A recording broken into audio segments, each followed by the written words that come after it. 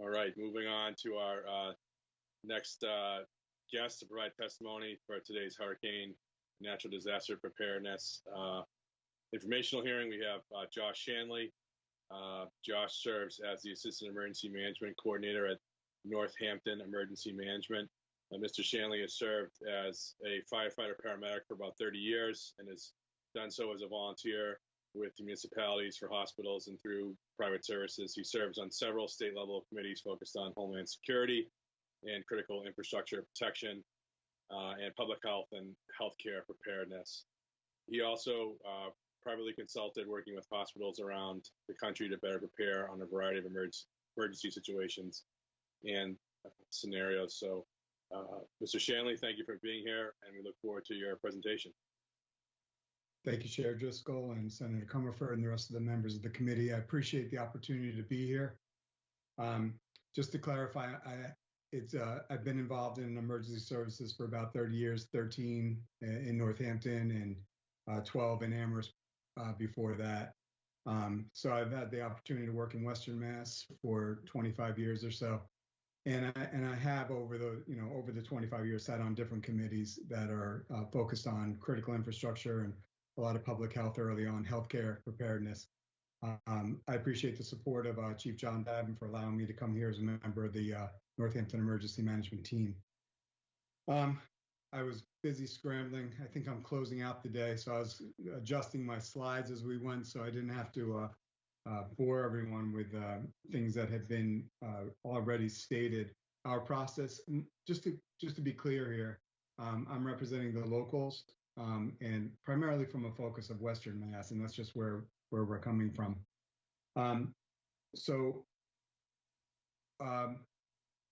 Yeah, our process here locally is essentially what's been laid out. You know, we use incident command system and NIMS, just like everyone else, to make sure that we can dovetail nicely with everyone's efforts. As I've been doing this work more and more, though, what I've been doing is looking backwards and understanding what's happened historically to get a better sense of how things are likely to play out. That's why I was really excited to see Sarah and her group coming to the table. I think that the work that they're doing is very progressive, and that's kind of where we should be going. So if you will, let me share my screen, and I don't know if I'm actually closing things out today, but do things a little differently, I think.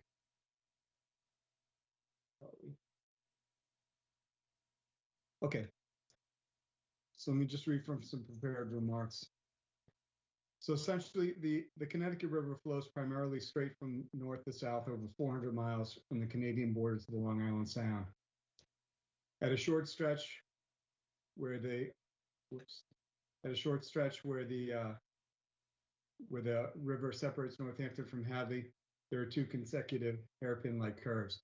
Now, in Western Mass, we don't have a long history of hurricanes, but when we do get them, they are somewhat notable. The hurricane, the Long Island Express of 1938, you know, there were over 100 people killed and lots of damage. And then, as it was mentioned early on, Hurricane Irene was notably, I think we dodged a bullet with that in Western Mass, and it made a large impact in Vermont primarily, although we did feel some of it. But here, these hairpin turns historically in Northampton have been issues for us. You'll see here on the left the city of Northampton and Hadley on the right. So 4 years after Thomas Cole painted his famous painting, View from Mount Holyoke during the approaching storm, an early freshet on February 20, 1840, lodged an immense slab of ice on the upstream side of the Northampton-Hadley Bridge, which crossed the Connecticut River at this location.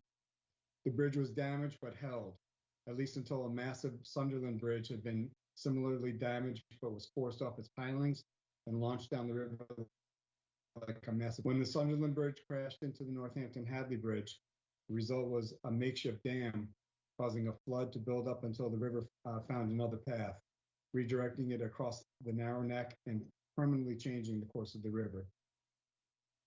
The industrialists and those who used the river for transport of goods saw this new channel as a win.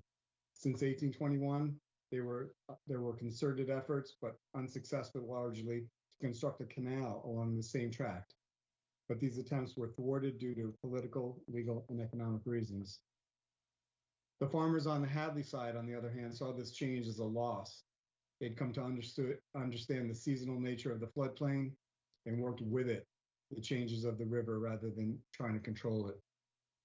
By the 1840s, a railroad had been built across the same area, now known as the Oxbow, on an elevated grade, which also served as the levee and protected the bank of the river from further erosion by the inevitable future freshets.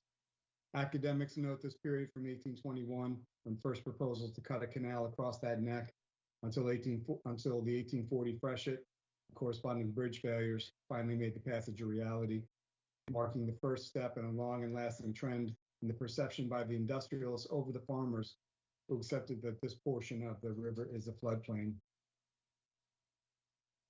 Again, just to the north of the Oxbow, as I mentioned earlier, is a similar hairpin turn in the river.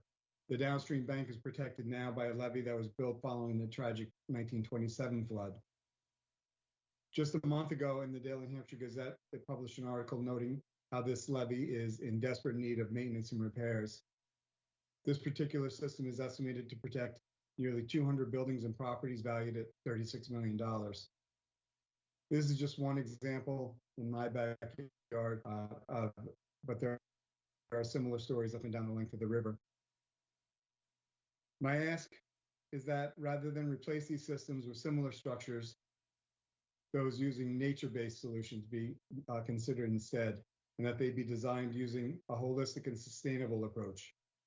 The added upfront premium that may be attached to these projects will be realized by looking long-term and looking forward to a bigger plan focused on improving the overall adaptation and resiliency to the changes all of our communities are likely to face over the coming years.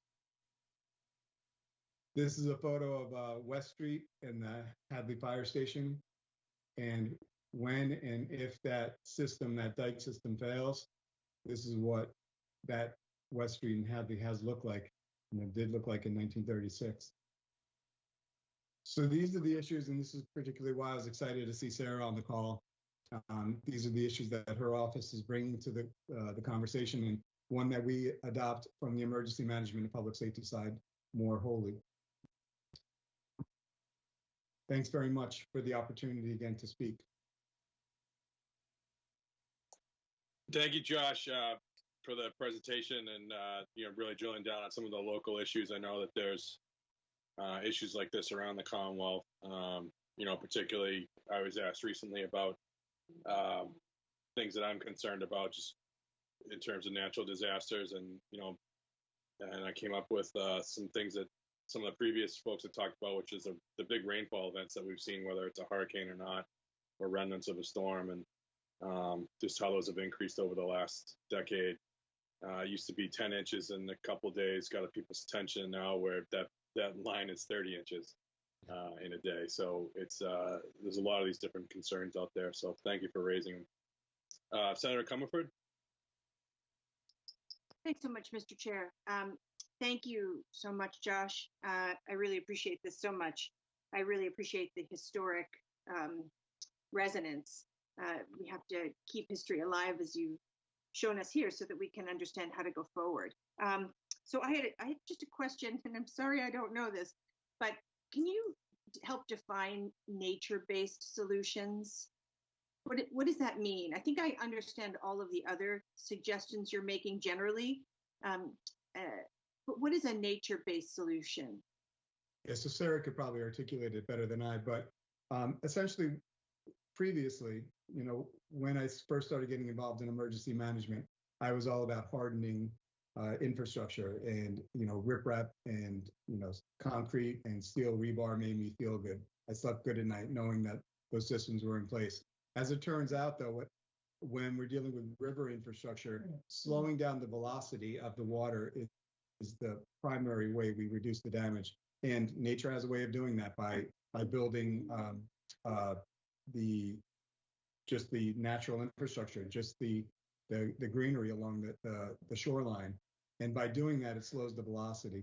So instead of replacing riprap with more riprap, instead rebuilding the softer greenery that goes along the coastline, or the shoreline rather, the banks, will slow the velocity and often just reduce the damage overall. So that's a summary. That's very, very interesting. That's currently under discussion up in Franklin County in Western Massachusetts, where First Light, as I'm sure you probably know, is going through a relicensing process. And there's been some significant bank erosion. And the towns, Northfield and Gill especially, are looking for a bank restoration. And this actually just makes me think that not only is it important for sort of a real estate perspective and town property perspective, but it also has a climate resilience perspective.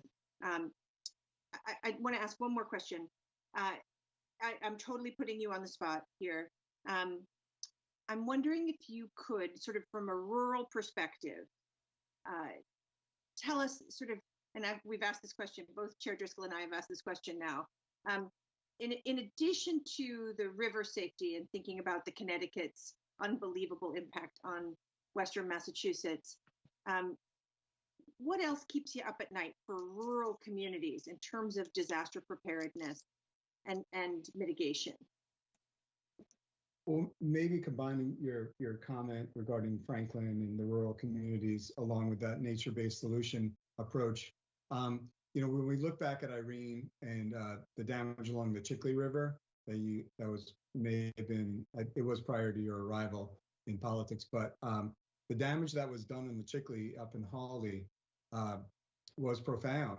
And the politics, and I don't want to get involved in the politics of all that, but essentially the repairs that were made up there were using these traditional riprap based solutions. And as it happens, to the best of my knowledge, they had to go back and retrofit the Chickley River restoration using these nature-based solutions.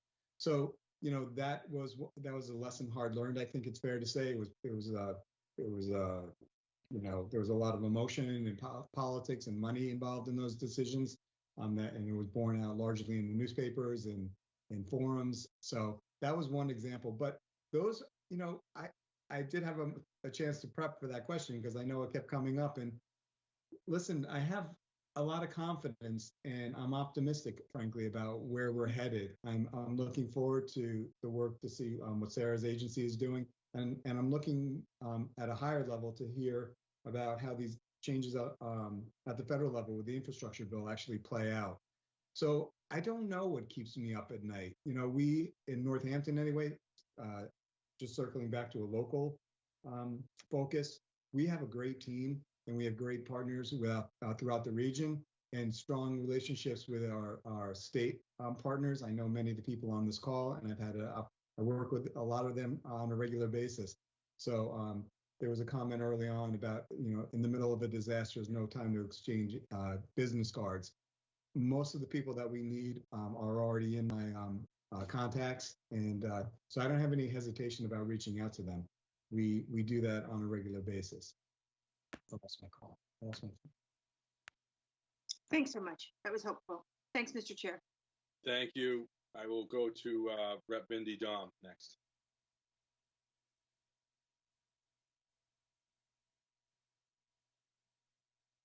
Rep. Dom, you may be on mute.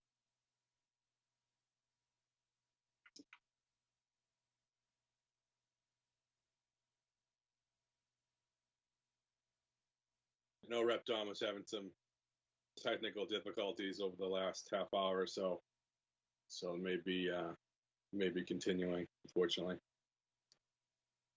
Anyone else have any questions while we see if Rep. Dom can?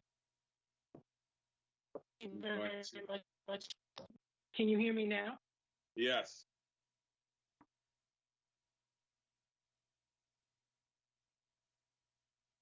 Oh, great. So I'm looking in the Connecticut River and Western Massachusetts perspective.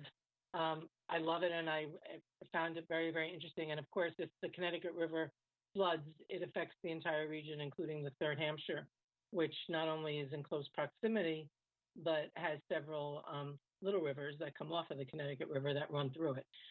So my question is sort of a follow-up to what Senator Comerford was asking, and I don't know if this is too much of a jump, so I'm looking for some sort of professional expertise in my thinking here. If we're talking about seasons where we expect more and more intense hurricanes and which potentially result in greater levels of precipitation up, not only in Massachusetts, but in Vermont, where the Connecticut River is coming from for us. Can we anticipate that we have a greater need then? Like, is it logical to say that we have a greater need then to, in fact, look at our rivers across the Commonwealth and identify sort of where we're at with implementing these nature-based solutions by river? Like, what you're saying is we need to slow down the velocity because that will help sort of balance out the levels of water and help us prevent flooding. That's what I heard. I could be wrong, so please correct me if I am. And so these nature-based solutions are basically speed bumps for the river, even though they're on the side of the river. And it's not just the Connecticut River, it's the Merrimack. I mean, it's all rivers that come through Massachusetts. And so what I'm wondering is it a leap or is it too far of a jump to say we ought to be targeting every river for these intensive solutions, make sure that the Commonwealth, and if it's not, are we already doing that? We might be. But is that something that we should be doing in preparation for greater storms, more precipitation, and the ways that climate change affects that? Is that part of what we ought to be doing for climate resilience? Thank you. Yes, thank you for the question. And the short answer is yes. I mean, that's where the issue really, that's the crux of the matter, whether it's hurricane, inland flooding, coastal flooding. The Northeast consortiums noted that 9 out of 10 disasters have some level of flooding related to them. So, and whether it's on the big rivers like the Connecticut or the Merrimack, fortunately in New England, there are some solutions that we can, to some degree, cookie cutter these. When we start looking, I don't have as much experience, obviously, with the coastal issues, but inland, the way that the major rivers are handled are different from the tributaries.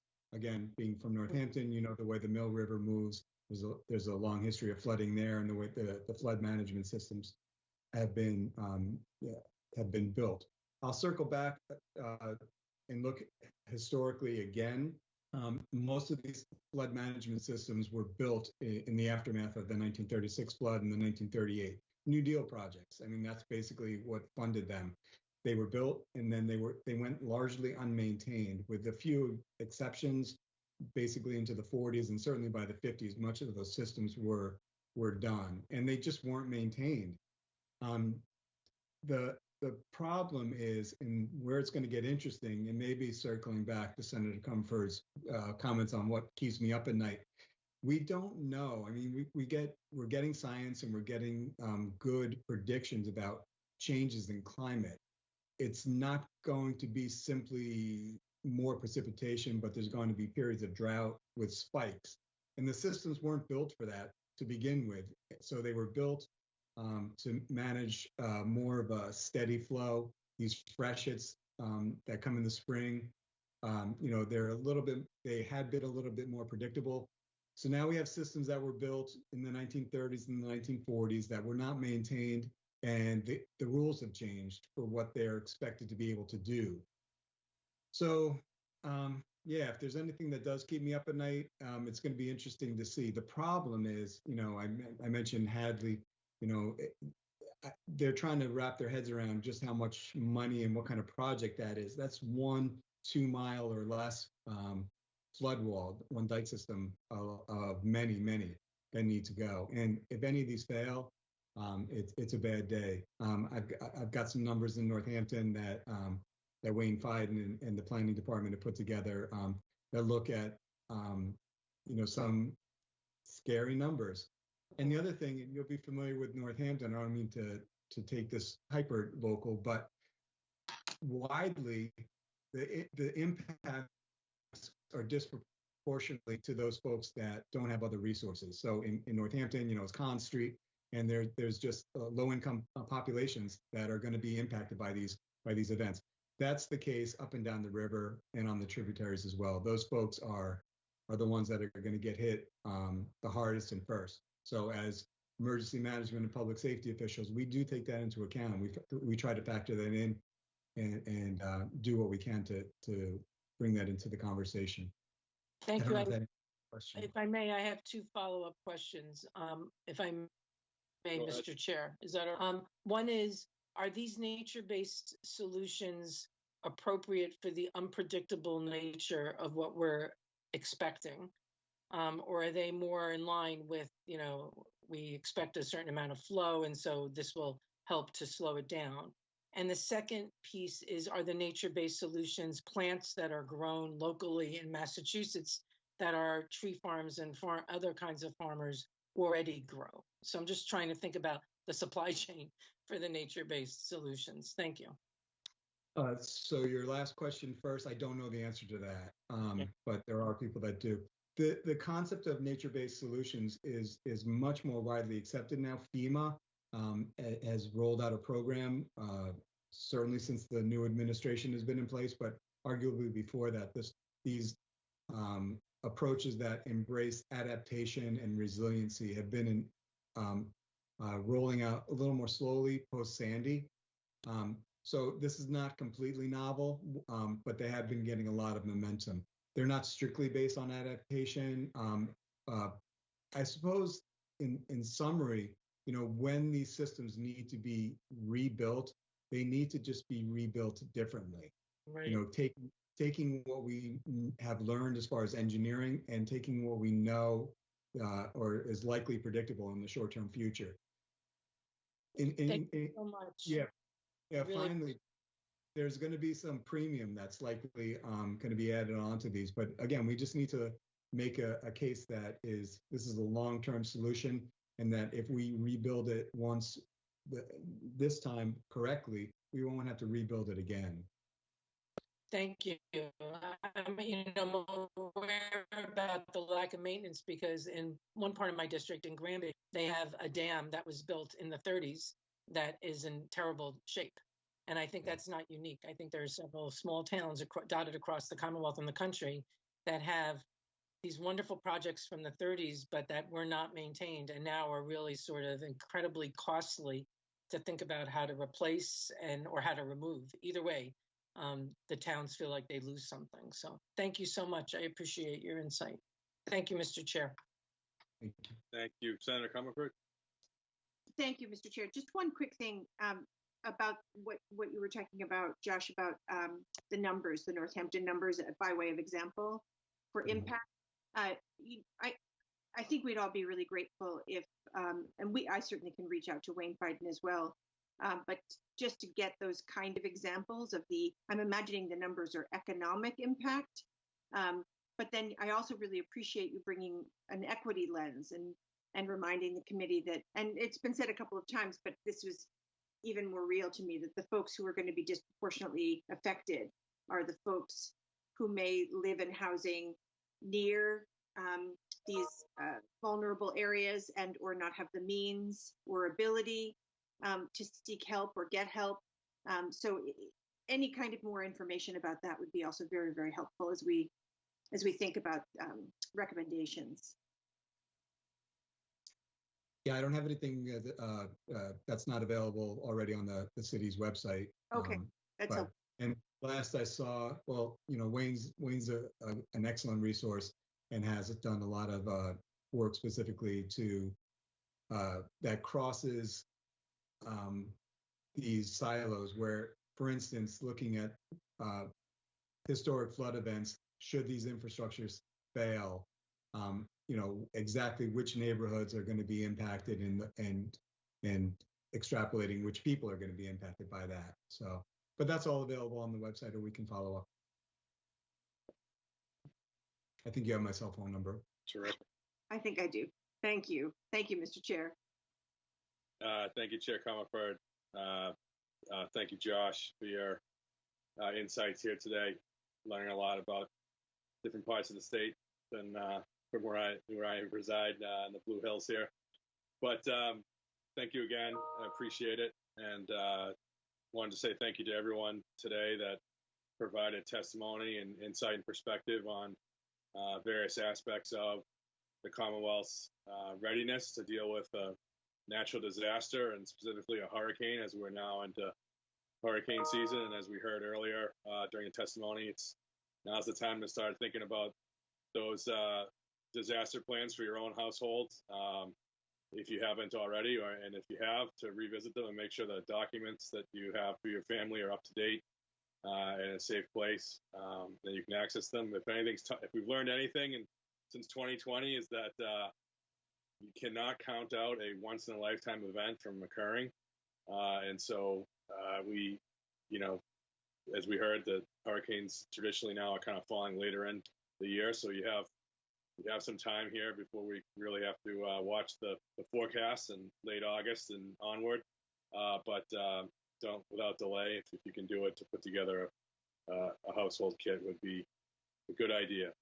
Again, having now lived through a pandemic, which I, like many, didn't think we would ever have to deal with, and here we are. It's really heartening and I think good information and good to know about the different agencies that think about this on a daily basis and an annual basis for us, and the work that they do not only in our state but also traveling around the country to support others and to use that as a learning opportunity, that they can bring back those lessons learned should we ever face other natural disasters here in Massachusetts. So I want to again thank everyone for their time today, and offer Senator Comerford a chance to make any closing remarks as well.